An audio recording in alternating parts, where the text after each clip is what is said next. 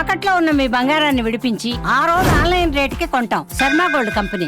ప్రాణం పోవడానికి క్షణం చాలు, అదే ప్రాణం నిలబడడానికి కూడా ఆ ఒక్క క్షణమే చాలు. ఆ ఒక్క క్షణంలోనే ఓ బాలిక తన ప్రాణాన్ని రక్షించుకుంది. అనకాపల్లిలోని బాణాసంచ తయారీ కేంద్రంలో జరిగిన పేలుడులో త్రుటిలో తప్పించుకుంది. ప్రాణాలతో బయటపడి ఈరోజు మన ముందు నిలిచింది. దురదృష్టం 8 మందిని బలి తీసుకుంటే అదృష్టం ఆమెను రక్షించింది. ఇంతకీ ఆమె ఎలా మృత్యుంజయురాలుగా నిలిచింది?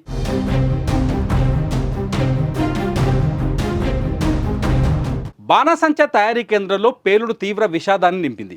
8 మంది మరణం, 8 మందికి గాయాలతో మొత్తం 16 కుటుంబాల్లో విషాదం కమ్మేసింది. ప్రతి కుటుంబం పేద కుటుంబమే, రెక్కాడితే గాని డొక్కాడని పరిస్థితులు. అలాంటి ఇంట ఇలాంటి ఘోరం చోటు చేసుకోవడంతో అంతా కన్నీరు మున్నీరవుతున్నారు. అయితే ఓ కుటుంబం మాత్రం ఈ ప్రమాదం నుంచి తప్పించుకొని ఊపిరి పీల్చుకుంటోంది.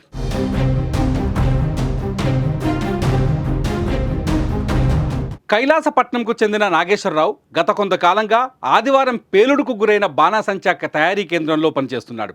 అతడి కుమార్తె సునీత ఇంటర్ పూర్తి చేసింది. ఇటీవల విడుదలైన ఫలితాల్లో 900 మార్కులు సాధించింది.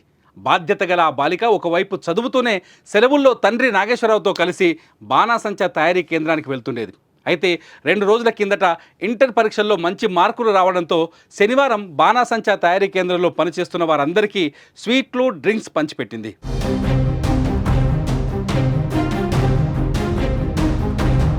ఆదివారం తండ్రి నాగేశ్వరరావు పనిలోకి రాలేదు, కానీ సునీత పనికొచ్చింది. మధ్యాహ్నం 12:30 తర్వాత దాహం వేయడంతో కేంద్రం నుంచి బయటకు వచ్చి పక్కనే ఉన్న షెడ్డు వద్ద నీరు తాగుతుండగా పెద్ద శబ్దంతో ఒక్కసారిగా పేలుడు సంభవించింది. దీంతో భయాందోళనకు గురైన సునీత అక్కడే బయట ఉన్న చిన్న పాపను తీసుకొని ఇంటికి పరుగున వెళ్ళిపోయింది. దీంతో సునీత ప్రాణాలతో బయటపడింది.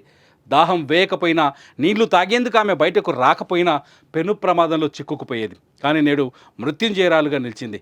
తండ్రి నాగేశ్వరరావు కూడా ఆదివారం పనికి రాకపోవడంతో ప్రమాదం నుంచి తప్పించుకున్నాడు. ఇలా ఆ కుటుంబానికి అదృష్టం తోడైంది.